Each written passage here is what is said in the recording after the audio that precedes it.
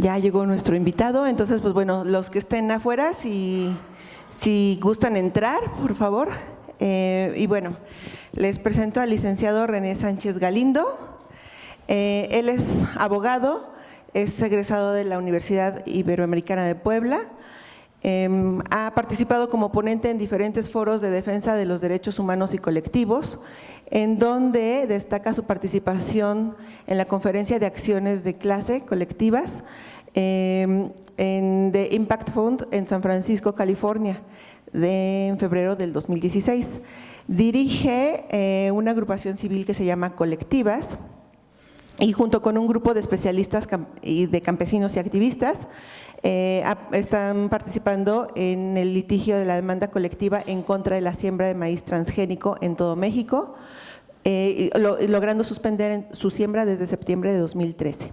También litigan la demanda colectiva en defensa de áreas de propiedad común en una unidad habitacional de Puebla, en contra de Infonavit y contra las pretensiones de instalar una tienda Walmart en el sitio.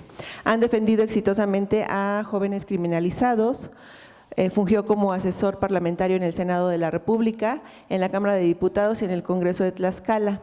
Entre sus propuestas aprobadas destacan la reclamación de la controversia constitucional contra los contratos de Pemex con particulares, la ley para la aprobación de tratados internacionales en materia económica y la ley tlaxcalteca para proteger al maíz nativo como patrimonio cultural, la salud y la alimentación frente al maíz transgénico. Bueno, ha integrado la coordinación de asesoría jurídica a los 300 distritos electorales durante la campaña presidencial de 2012 de Andrés Manuel López Obrador. También fue profesor de la Universidad Iberoamericana de Puebla y bueno, ha participado impartiendo diferentes diplomados en donde aborda el tema del litigio estratégico para la defensa de los derechos sociales, económicos, culturales y ambientales por parte del Instituto de Investigaciones Jurídicas de la UNAM. Entonces, pues bueno, su historial es bastante extenso y hoy nos va a platicar sobre biodiversidad contra competitividad, el caso de un conflicto legal, ambiental, legal, mediático y político. Entonces, pues bueno, le cedemos la palabra al licenciado René Sánchez Galindo.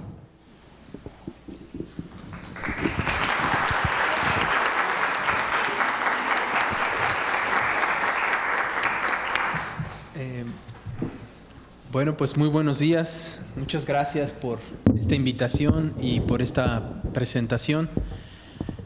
Para mí es muy importante que platiquemos y que podamos intercambiar inquietudes.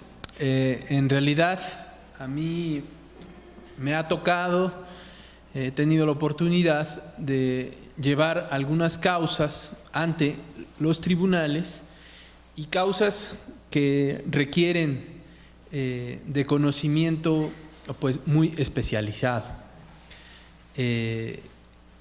No solo ahorita pensando más en la presentación y en la síntesis que envié, tal vez hubiera sido, en lugar de poner las cuestiones electorales mejor, la defensa que hicimos, por ejemplo, del asunto del petróleo, porque ahí también se requiere de un conocimiento muy especializado por parte de ingenieros, geólogos, petroleros y hasta ingenieros químicos que expliquen la situación del conflicto que se lleva ante los tribunales.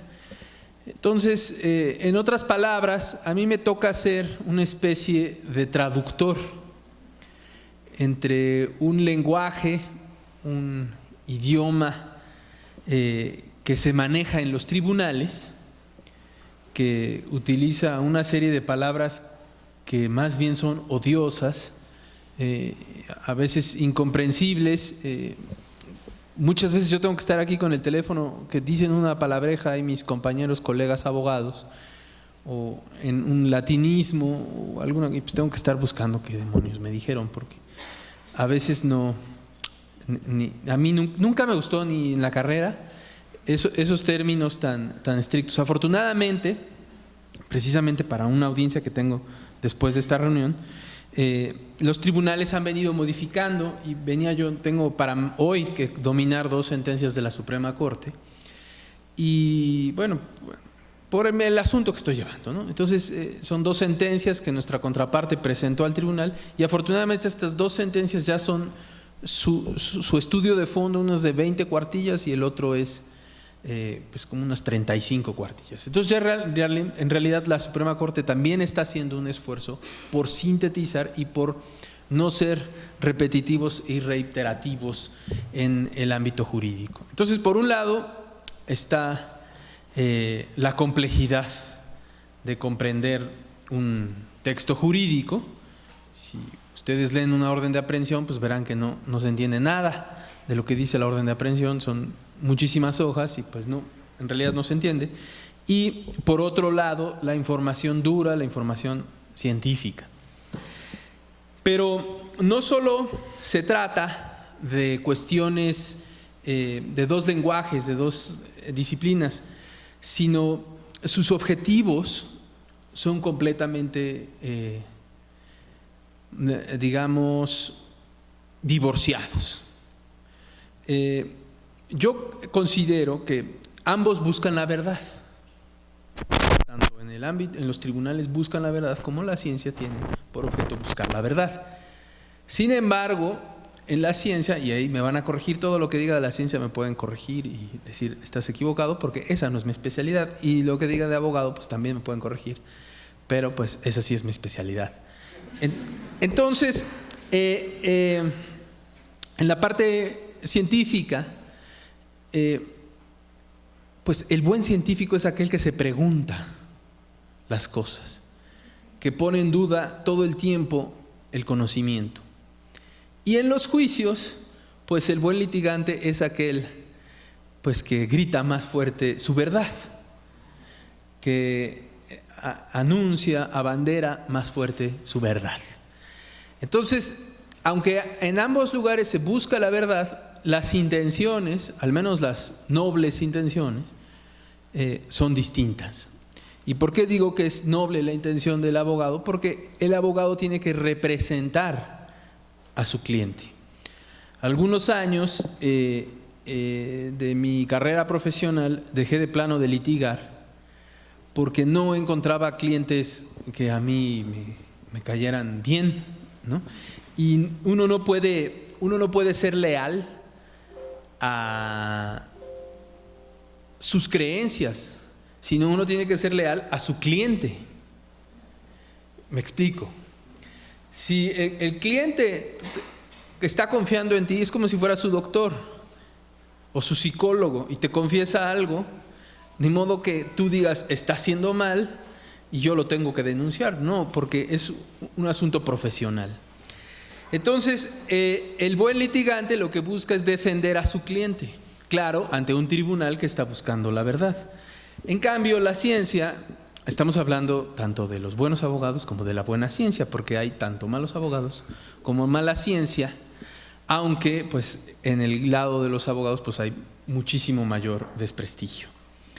Pero bueno, y la ciencia pues no puede hacer eso, la ciencia tiene que estar buscando todo el tiempo el conocimiento, la verdad. Bueno, es un tema realmente apasionante. Recientemente tendrá unos años, una década tal vez, un poquito más, la Suprema Corte de Estados Unidos definió o determinó lo que se conoce como prueba científica y introdujo en el sistema jurídico de Estados Unidos que el valor, ¿qué es el valor de la prueba? Para los abogados es necesario saber lo que declara un testigo o lo que declara un perito, un especialista, o lo que dice un documento, qué tanta verdad, cuánto vale esa verdad. Eso nos planteamos en todos los juicios. Entonces, hubo un nuevo criterio en Estados Unidos que la Suprema Corte dijo, ¿cómo vamos a valorar las pruebas científicas? Bueno, en función de que su información esté publicada en revistas donde haya pares. Es decir, ustedes conocen más que yo de eso, donde otros científicos valoren o palomeen o revisen la publicación que hace un científico. Y entonces introduce algunos criterios de la ciencia en los juicios. Ahora, en México, tradicionalmente, los tribunales solo reconocían a los textos el valor de lo que la persona que firmó el texto está diciendo, siempre y cuando no se impugne, ¿no? Porque pueden ustedes firmar un pagaré y pues impugnan la firma, a ver si es o no válida. Obviamente cualquier texto se puede impugnar, pero si lo que dice una revista para un juicio en México vale solamente lo que dice el que firmó, no la verdad que contiene el texto. No sé si me explico la diferencia. Entonces, este cambio que produce la Suprema Corte en Estados Unidos hace más de una década, hace 2, 3 años los tribunales mexicanos están empezando a adoptarlo. Sin embargo, por muchos años no quisieron los tribunales decir, nada más le dan cierto valor. Hoy en día los tribunales se enfrentan a la presentación de un artículo científico y si vale lo mismo o no que una nota de periódico, por ejemplo. La Suprema Corte Mexicana también ya está abriendo y está dándole más valor a la información científica publicada en revistas, pero los tribunales, que no son la Suprema Corte, han sido un poquito más reacios a ese criterio, no se han animado tanto. Pero aquí viene otro problema, que ustedes también conocen mejor que yo. En el ámbito científico, también publicar requiere ciertos procedimientos y requiere ciertos vistos buenos que no son necesariamente científicos. Entonces, todo juicio, aún en Estados Unidos, que ya aceptaron la prueba científica, todo juicio es susceptible de volver a valorar la prueba. Es decir, si tú presentas un artículo científico que dice X propuesta o X hipótesis o tesis, dentro del juicio la puedes volver a probar. O por lo menos puedes llamar a sus autores a declarar para que confronten ante los abogados y ante el conflicto que está en el juicio si lo que dicen es realmente verdad, si lo sostienen ante un tribunal o si se contradicen ante un tribunal. Entonces, ¿qué les quiero decir con esto? Que en un juicio, dentro de un juicio, nada está totalmente acabado, ni totalmente dicho, sino hasta que se dicta la última sentencia, el último amparo, hasta ese momento. Y bueno, hay algunos casos de excepción donde se pueden reabrir. Eso también es nuevo para el derecho mexicano, pero son casos de excepción. En realidad, todo es discutible dentro de un juicio, todo. Entonces, son estas dos realidades las que se confrontan. Para bajar más a un ejemplo y dejar de hablar de teorías, pues es por lo que yo entiendo que me invitaron, es el asunto del juicio en contra de la siembra de maíz transgénico. Para empezar, pues es muy importante desde acá, desde el punto de vista de los abogados, a lo mejor no desde el punto de vista de la ciencia, que los transgénicos no se ven. Entonces, pues los abogados no los podemos ver, no los podemos entender y los jueces tampoco. Entonces es algo que causa un poquito de rechazo. Cuando presentamos la demanda, nada más un pequeño ejemplo y ahorita regresamos al punto de cómo se construyó este planteamiento. Pero cuando presentamos la demanda, no es la primera vez que nos sucede esto, que presentamos un nuevo derecho, un asunto desconocido ante los tribunales, y ¿qué hace el tribunal? Nos desecha la demanda al día siguiente. O O sea, nosotros presentamos la demanda, fuimos a hablar con los funcionarios judiciales y le pedimos a los funcionarios una audiencia con el juez para explicarle qué son los transgénicos, para explicarle cuáles son las posibles afectaciones y por qué es importante abrir un juicio sobre la siembra de maíz transgénico en México, que es su centro de origen. Y nos dijeron, sí, ven pasado mañana, a ver si el expediente ya se lo pasamos al juez, pues hicieron los trámites burocráticos de tu demanda para que esté en un expediente, le pongamos un número, ven en un par de días. Y cuando fui en un par de días ya estaba la notificación publicada de que nuestra demanda estaba desechada. Tuvimos que apelar, el Tribunal de Apelación nos dio la razón, dijo no se puede desechar esta demanda, sí debe de estudiarse, ni siquiera dijo que procede, dijo estúdiala bien, ¿no? Porque nos las desecharon como si fuera un disparate. Cuando regresamos al tribunal que nos había desechado con la sentencia de apelación, pues teníamos un estatus diferente, ya no éramos los que presentábamos una demanda descabellada, sino los que le ganamos a ese tribunal ante su superior, que era el Tribunal de Apelación. Entonces ya nos empezaron a ver diferente, algunos funcionarios se empezaron a comunicar más con nosotros, hasta me sacaron un poquito de onda, que me pidieron mi celular, que me empezaron a mandar mensajes. Eso es poco común, que desde un tribunal te manden un mensaje, pero el primer mensaje que me enviaron fue un meme. Y el meme era el de un abogado sentado en su escritorio preguntándole a su cliente, ¿en qué puedo ayudarle? Y el cliente era una mazorca. Entonces, pues en realidad se estaban burlando de mí, a pesar de que habíamos ganado la apelación, ¿no?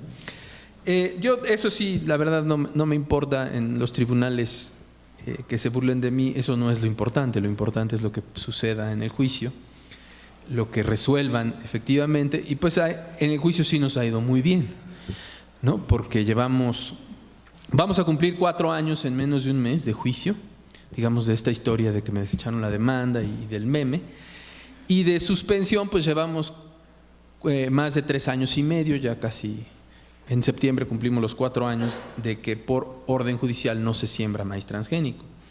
Pero ¿cómo llegamos a ese punto?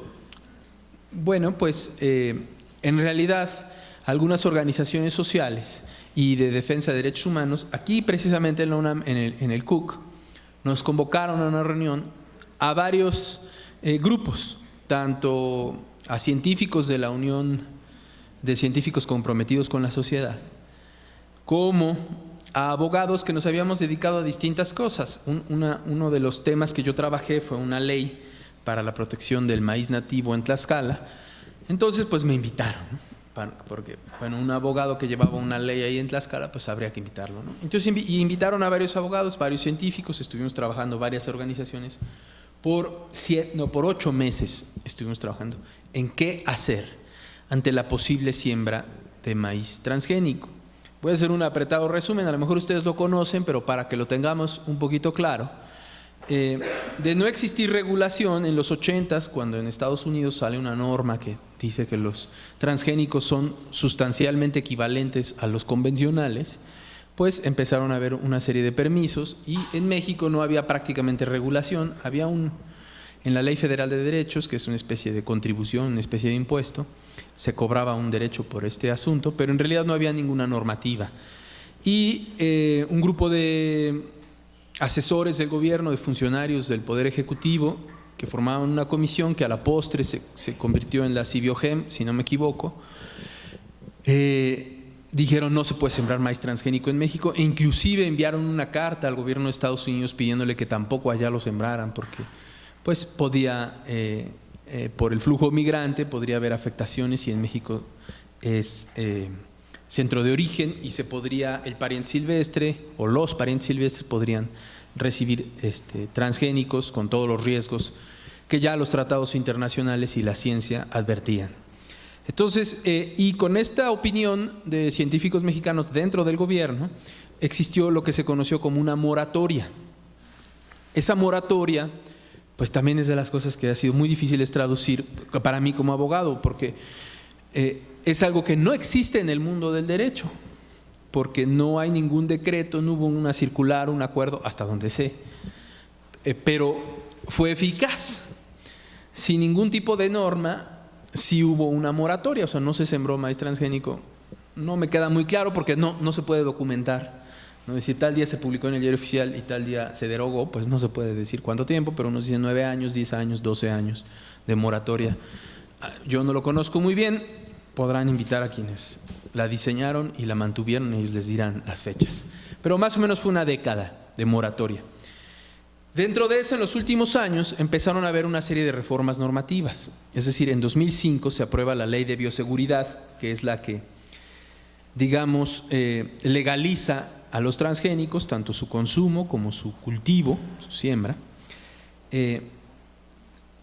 Bueno, ahorita me voy a regresar a ese punto. 2005, luego 2007 su reglamento, luego una modificación al reglamento, si no me equivoco, 2008 o 2009, 2008 ha de haber sido, y para 2009 empieza la siembra experimental de maíz.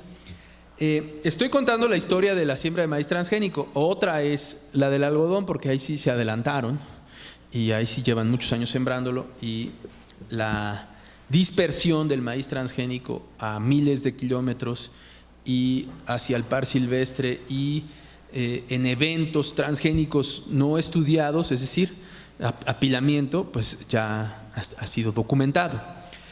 Entonces, bueno, esa es la historia del algodón transgénico. Pero hablando de la historia del maíz transgénico, pues llegan 2009 y empiezan los primeros permisos experimentales. También un poquito para tener claro dentro de esta participación, hay 3 tipos de permisos que establece la ley, que son los permisos experimentales, los permisos en programa piloto y los permisos comerciales. Y van en escalera, o sea, primero, bueno, paso a paso, dice la ley. Primero pides el permiso experimental, si tus pruebas las aprueba el gobierno, pides el piloto, y si las pruebas las aprueba, pues pides el comercial. Entonces, en 2009 empieza lo experimental, 2011 empieza piloto, si no me equivoco, ahí no soy muy exacto con las fechas, y se esperaba para 2013 la siembra comercial.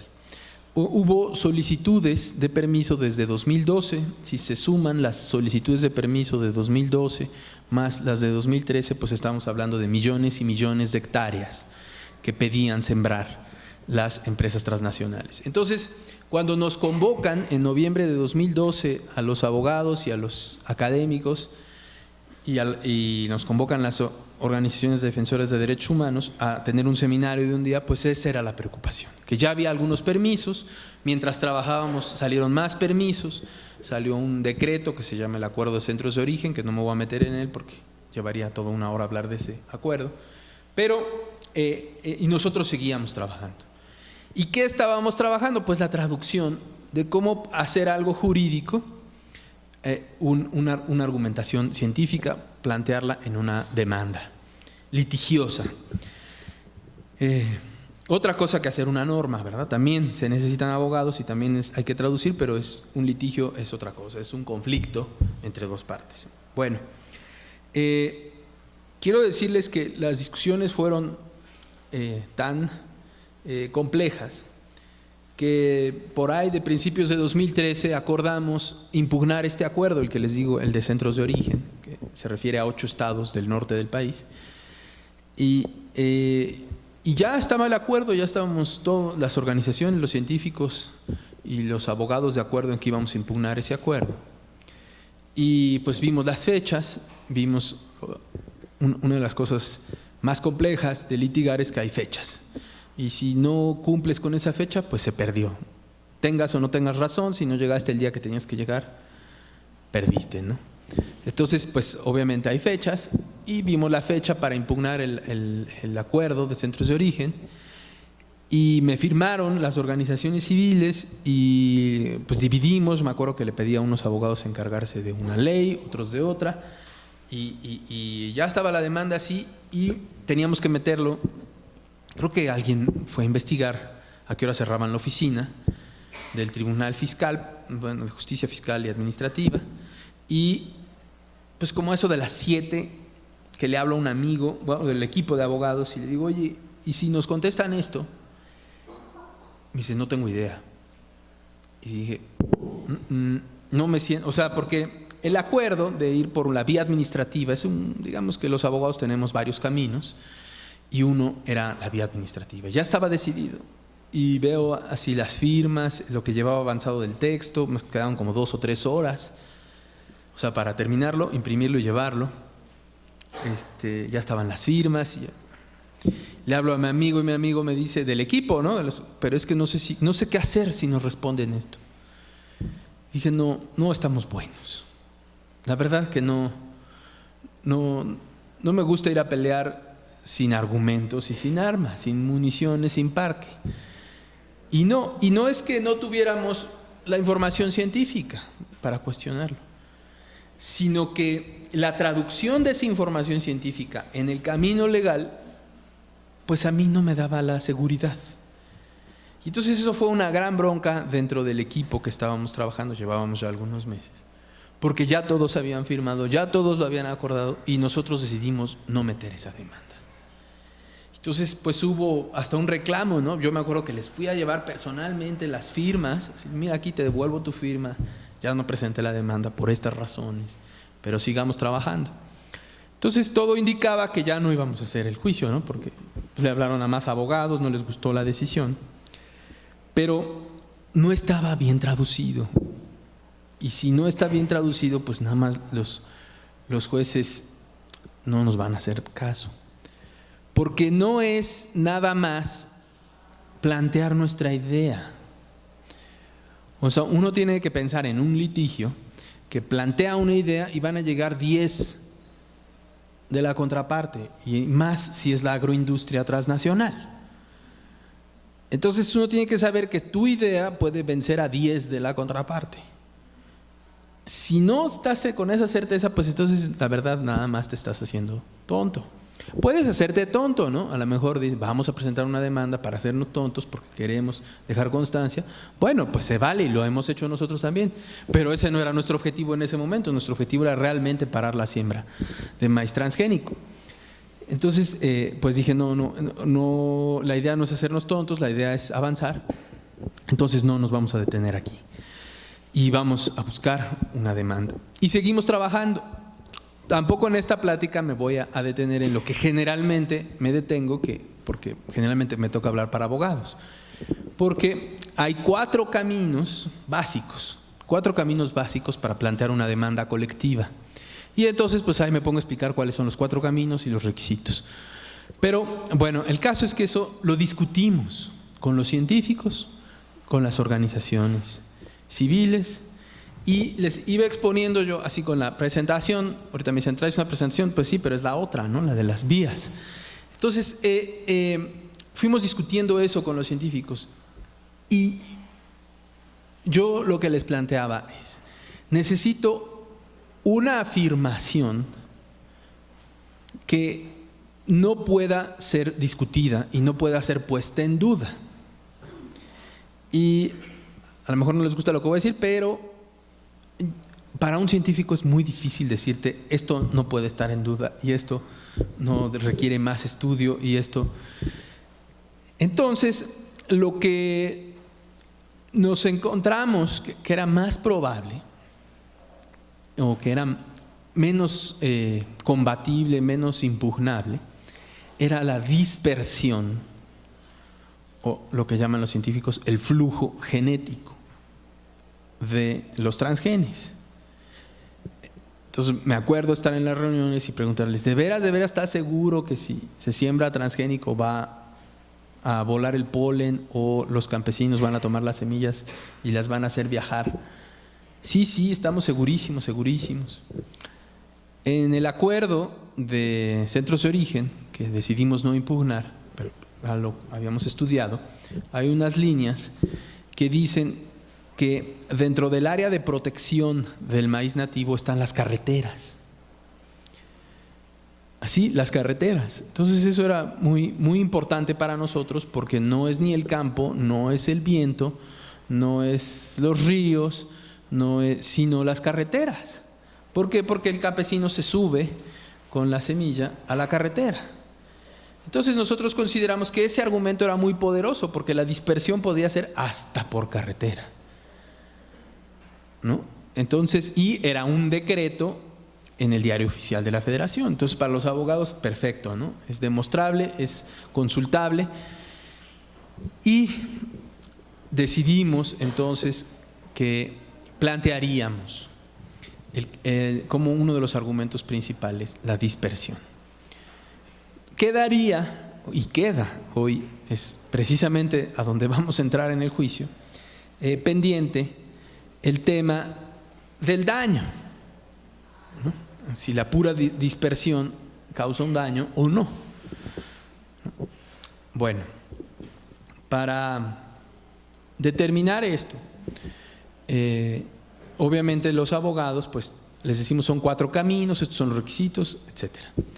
Sí, pero hay un nuevo jugador, relativamente nuevo, en estos conflictos entre los procedimientos judiciales y la ciencia, que son las normas especiales o los órganos reguladores de las materias. Y entonces, ¿de qué estoy hablando? Ahora sí, de la ley del 2005. Es una ley que trae toda una historia, ¿no? La industria la ha defendido tantas veces en este juicio. Quiero decirles que el juicio de nosotros tiene un aproximado de 30,000 cuartillas ya, o sea, el expediente de nosotros ya tiene 30,000, pero pues algunas, tal vez unas 300 o 600 de esas 30,000 son la historia de la ley, porque la industria defiende y defiende esa ley, ¿no? Dice, es que esta ley es muy importante, la que las está violando, ¿no? Y bueno, para los abogados, pues es relativamente sencillo no asustarse con eso de la ley. ¿Por qué? Porque al igual que muchas ciencias y muchas disciplinas, en el derecho, una ley no lo es todo, sino es un sistema de leyes.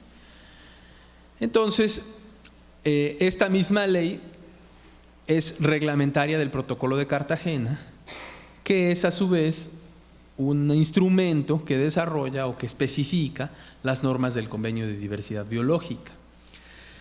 Entonces, todo el esfuerzo de los cabilderos de la agroindustria está para que la evaluación ante el gobierno, o sea, cómo hicieron la traducción en la norma, de eso es lo que estoy hablando en este momento.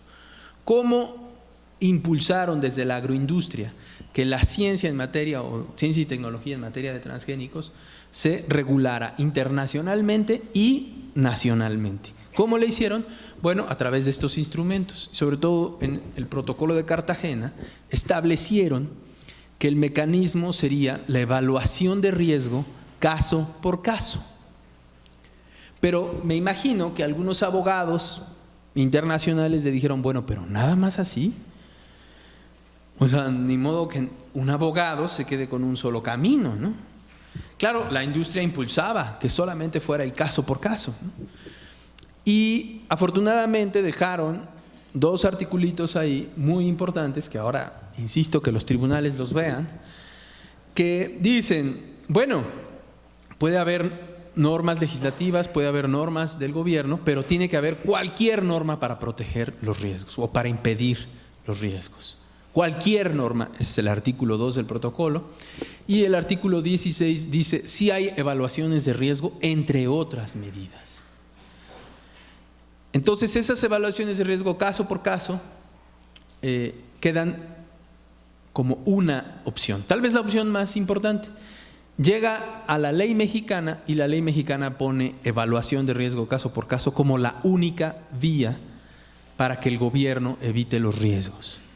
Así quedó en la ley mexicana, pero en la norma internacional, que también es ley mexicana, porque está aprobada por las autoridades mexicanas, en la norma internacional se dice la evaluación de riesgo es una de las otras. Las otras no están ejemplificadas ni reguladas, pero están permitidas, autorizadas. ¿Por qué digo esto? Porque la evaluación de riesgo es por permiso. Inclusive un articulito dice que dentro de la evaluación de riesgo de la siembra de transgénicos se debe considerar el área de liberación. Es decir, prácticamente el estudio de riesgo va a ser sobre esa área. Y si recuerdan, al consenso que llegamos con las organizaciones de derechos humanos, los científicos y los abogados, es que donde estaban más sólidos era la dispersión. Y entonces, en un argumento de dispersión, pues no es el área de liberación, sino debe estudiarse el riesgo en todas las demás áreas, no nada más en el área de liberación. Y entonces, pues, explicarle a los tribunales que mi cliente es una mazorca, explicarle a los tribunales que no vamos a utilizar lo que insiste la norma internacional, no lo cierra, y lo que sí cierra la norma nacional, no vamos a usar evaluaciones de riesgo, sino que vamos a hacer un análisis del riesgo país, digamos, no del riesgo caso por caso, sino del riesgo país. Ese punto es el que nos ha llevado 4 años de litigio. Hoy les decía que tenía que leer las sentencias de la Suprema Corte. Resulta, habrán escuchado ustedes los casos de Yucatán, Campeche y Quintana Roo sobre soya transgénica. Llegaron a la Suprema Corte. Entonces la empresa Monsanto, que es una de nuestras demandadas, ve las sentencias y dice: con esto voy a ganar lo del maíz. Y va y le dice a los tribunales: aquí dice clarísimo la Suprema Corte que el estudio es caso por caso. Bueno, no dice eso la Suprema Corte en realidad. La Suprema Corte dice: considerando que la demanda de la soya es por un permiso, tanto el de Quintana Roo como el de Campeche como el de Yucatán son un permiso, pues deben seguirse estas reglas. Y la demanda del maíz no es un permiso, es todos los permisos. ¿Y quién creen que nos dio el tip?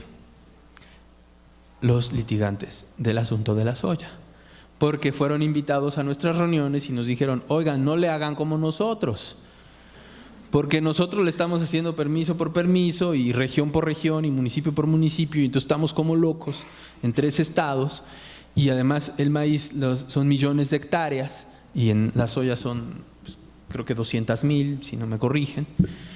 Entonces no le hagan así.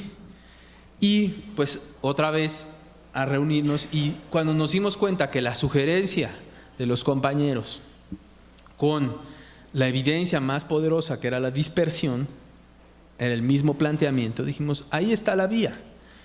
Lo que tenemos que hacer es plantear a los tribunales que venimos a defender todo el país. Por eso la desecharon de un principio, porque pues ¿cómo vas a defender todo el país en una demanda civil que firmaron 53 personas nada más?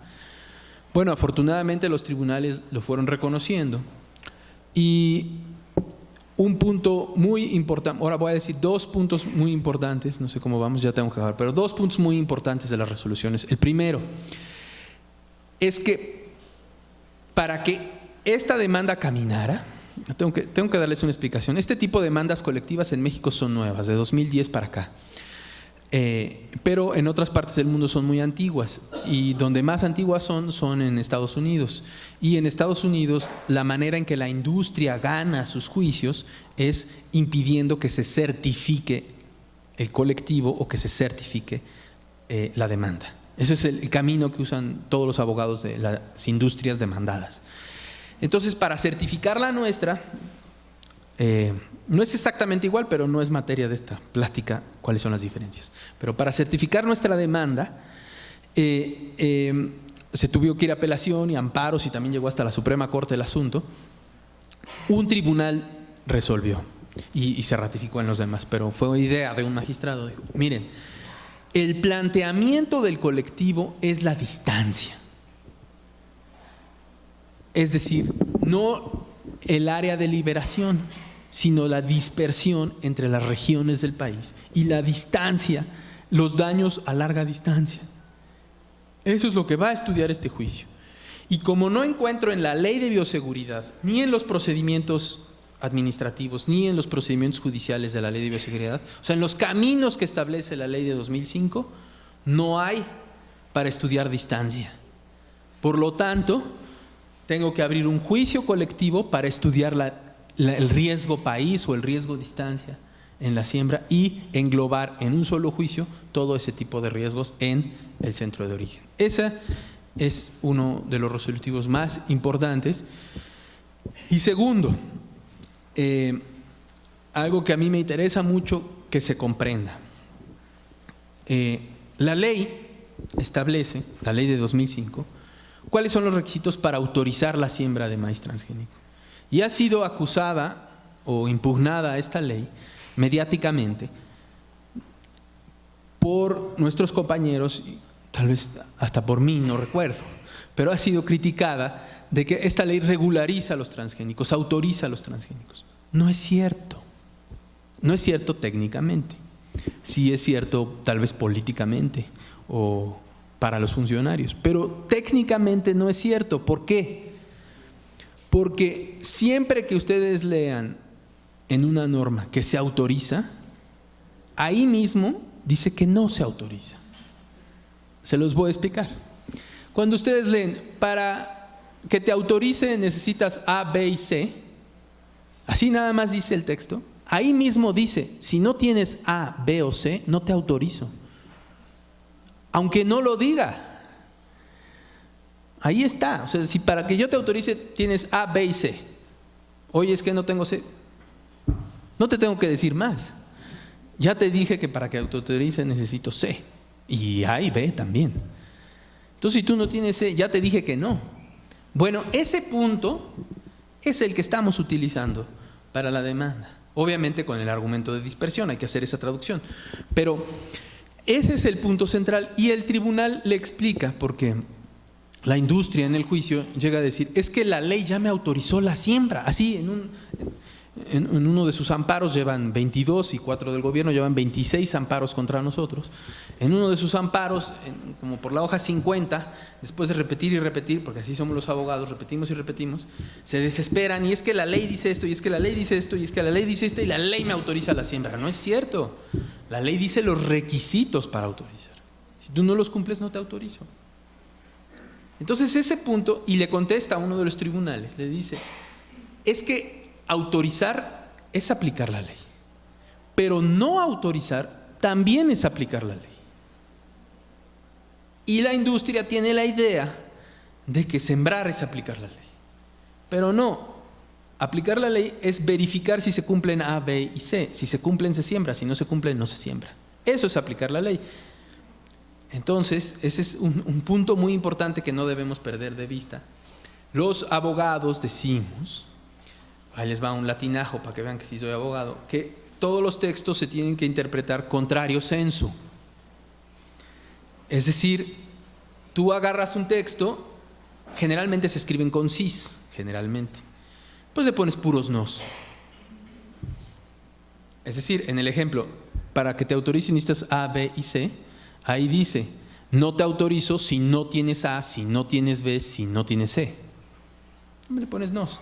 Y es lo mismo, eso lo usamos todos los abogados. Entonces ya nada más le pones al juez, contrario sensu, tal artículo.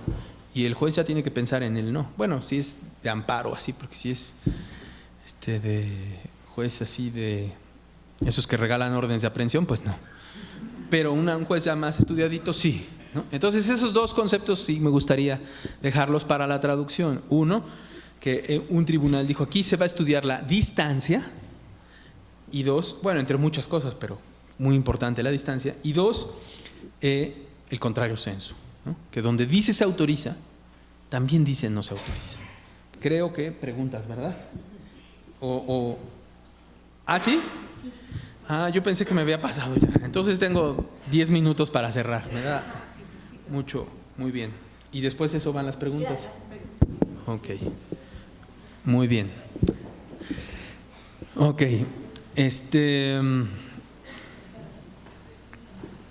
Bueno.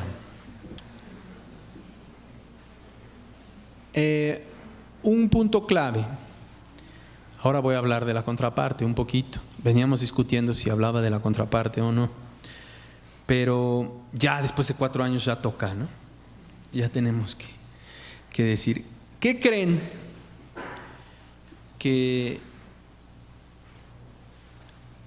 Bueno, vi su programa y vi que tienen, están hablando de casos, algunos de ellos medio los conozco. Antes y después siguen hablando de varios casos sobre recursos naturales. Entonces, una estrategia que utiliza la industria, muy común, es que dice una verdad en un lado, 5 minutos, y en la otra, y del otro lado, o en otro ámbito, para no hablar tan coloquial, en otro ámbito, no trae esa verdad a este ámbito. Me explico. Cuando la industria quiso o decidió sembrar maíz transgénico en México, sabía perfectamente que el maíz es originario de aquí y que hay una cultura y una tradición, lo sabía perfectamente. Y sabía perfectamente que los campesinos, a diferencia de muchos países, pues intercambian la semilla. Eso sí lo sabían. ¿Por qué lo sabían? Pues porque eso les cuesta dinero, ¿no? O sea, tienen que tener sus estrategias comerciales para saber cómo entrar en un mercado, de modo que no lo sepan. Y entonces se pusieron de acuerdo y dijeron, vamos a reconocer esto, que es centro de origen y todo, pero vamos a hacerle sus zonas de reservación, o sea, centros de origen, y que aquí no se siembre, y vamos a establecer toda una filosofía de un marco legal, esa es la palabra, vamos a establecer un marco legal para decir que es seguro sembrar transgénicos y dejarlos en ciertas zonas. Pero sí reconocemos que los campesinos intercambian. Y entonces dicen, y nuestra norma lo va a traer caso por caso. Entonces yo hago mis centros de protección aquí y mis centros de siembra acá, o zonas de autorización y zonas de restricción, dice la ley. Perfecto, ¿no? Pero yo, si se fijan en mi discurso, yo ya había dicho que esto, pero cuando llegas a la ley es así. Y cuando llegas a la ley dice caso por caso. Oye, pero es caso por caso. Y es que el centro de origen está allá y eso está acá. Y no hay manera. O sea, bueno, cuando les planteamos la demanda y decimos, vamos a estudiar toda la mesa y la certifican,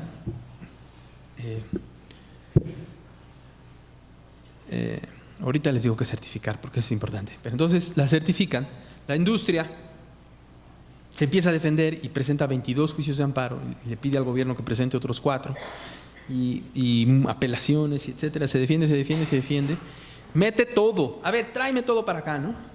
Y en eso, ¿qué creen que dicen? Oye, pero si los maíces se dispersan por toda la mesa y no pasa nada. Juez, están reconociendo mi argumento. Están diciendo que los maíces se dispersan por toda la mesa. Si no pasa nada es porque no se ha sembrado transgénico. Se dispersa. Podemos hablar de la baja frecuencia y esos otros temas, pero no da tiempo en 5 minutos. Pero prácticamente no se ha sembrado maíz transgénico. Y lo que se ha sembrado es híbrido y el que se dispersa es el híbrido con el nativo. Entonces ellos mismos lo dicen y en su desesperación, porque pues la suspensión no crean que es una desde septiembre de 2013 para acá, ¿verdad? Ha cambiado muchísimo. Pero bueno, en la última, en la desesperación, llega otra empresa, Syngenta, mete su último amparo. Monsanto ya había dicho sí se dispersa y luego en otro escrito dijo no se dispersa. Y entonces se ve que se le acababan los plazos a Syngenta y juez, se dispersa en toda la mesa. Vuelve a decir hace apenas un año presenta un amparo así Syngenta. Después de que Monsanto había dicho que sí se dispersaba y que no se dispersaba, y luego ahora Syngenta dice que sí. Obviamente no te puedes estar contradiciendo ante un juez, ¿verdad? Obviamente. Entonces ese asunto ha pegado muy bien, o sea, sí sirvieron los 8 meses de reuniones. Está certificada, sí. Pasó todas las instancias, sí. Cuando se dicte la sentencia final, que no sé cuándo va a ser, concluyo, cuando se dicte la sentencia final pueden volver a estudiar si la demanda procedía o no procedía. Ya veremos, pero nosotros creemos que presentando más y más y más daños, como podemos hablar después, sí se va no va a poder decir el Poder Judicial, no, esto no procede, cuando vea tanto daño en la dispersión en toda la mesa. Gracias.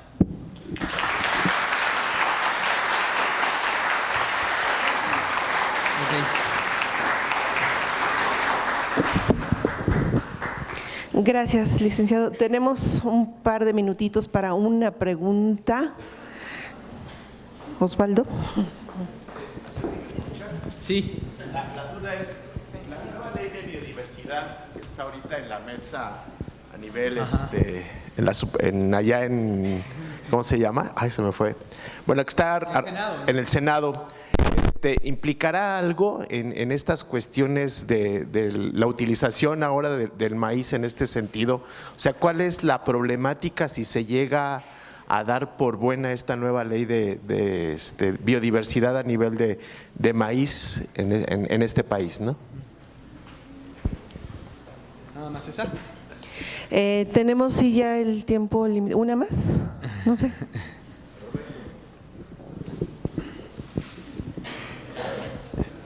La otra es, ¿qué pasa si por rumores uno se entera que, por ejemplo, ya están sembrando maíz transgénico en Puebla, en algún lugar, que hacen que el campesino firme para ciertas semillas que vienen con su código de barras, todo esto?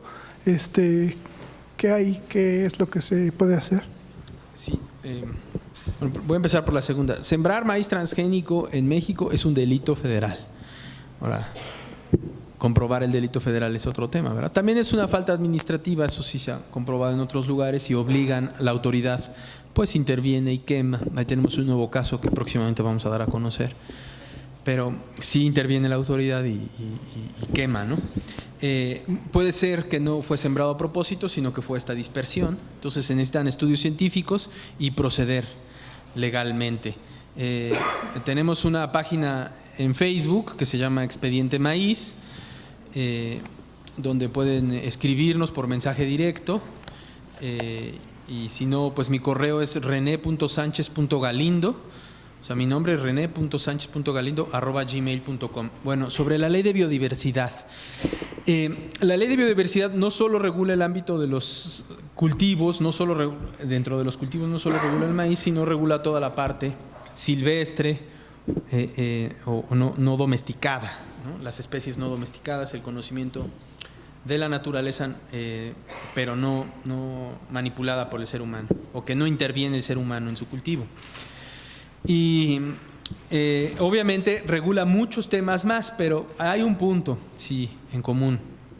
Uno de los argumentos de la demanda que no les comenté es que el protocolo de Nagoya, es otro de los instrumentos internacionales, establece que debe haber, en la medida de lo posible, debe respetarse el derecho de los pueblos campesinos y pueblos indígenas, los dos, de intercambiar el material genético. Ese derecho de intercambio del material genético impide cualquier intromisión en siembra de transgénico. Porque si tú siembras transgénico y se dispersa, ya no vas a intercambiar tu material genético, sino el transgénico o el modificado genéticamente para la segunda generación de transgénicos. Pero ese derecho del protocolo, ¿por qué traigo a colación el protocolo de Nagoya? Porque es el que pretende regular la ley de biodiversidad. Y si bien la ley de biodiversidad es casi como que si pagas o haces que pagas, mejor dicho, te puedes llevar todo el conocimiento y toda la naturaleza para hacer negocio con ella, hay dentro del protocolo de Nagoya cuestiones que deben de ser respetadas en esta ley de biodiversidad, como el libre intercambio de información genética, no solo de semilla o de material genético, sino todo el... Por eso también somos megadiversos culturalmente, o sea, todo el conocimiento cultural sobre la naturaleza que se intercambia y que se utiliza debe ser respetado por el mismo tratado internacional que pretenden regular. Y pues también hacer notar que el protocolo de Nagoya tiene otra virtud, que es que se obliga a la consulta de campesinos, no solo de indígenas, que eso era el 169 de la OIT también. Entonces, la ley de biodiversidad debería contemplar estos dos temas. En general, pues sí es una ley que parece decir que si haces como que pagas, te puedes llevar todo el conocimiento biológico y cultural de este país. Gracias.